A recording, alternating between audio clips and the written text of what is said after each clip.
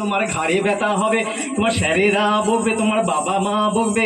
তাই তো বলি আমায় ভালোবেসো কিন্তু বেশি বেসো না, আমায় ভালোবেসো কিন্তু বেশি বেসো না। আমি মোবাইল, আমায় ভালোবাসলে বেশি তোমার বুদ্ধি কমে যাবে, তোমার বুদ্ধি কমে যাবে, তুমি চোখে কম দেখবে। তাই তো বলি আমায় ভালোবেসো কিন্তু বেশি বেসো না, বেশি বেসো না।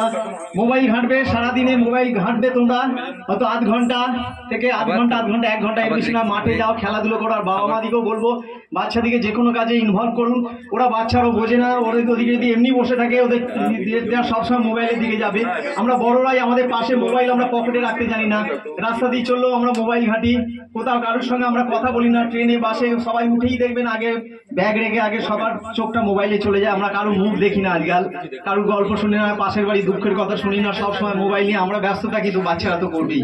অতএব এই বাচ্চাদিকে মোবাইল থেকে বিরত করার দায়িত্ব বাবা মা, শিক্ষকদেরও যেমন দায়িত্ব আছে, স্কুলে তারা বোঝাবেন। বাবা মার প্রধান দায়িত্ব, তাদেরকে ইনভলভ করুন, তাদেরকে এইসব অনুষ্ঠানে নিয়ে যান, খেলাধুলোয় নিয়ে যান, ব্রতচারীতে নিয়ে যান, বিভিন্ন আঁকা, বিভিন্ন গান, এইগুলোর মধ্যেও তাদেরকে ইনভলভ করুন। দেখবেন ওদের মোবাইল ঘাঁটা অনেকটা কমবে। নাহলে ভবিষ্যৎ কিন্তু আমাদের খুব খারাপের দিকে যাচ্ছে এই মোবাইল নিয়ে, সবার ক্ষেত্রে, সবার ক্ষেত্রে।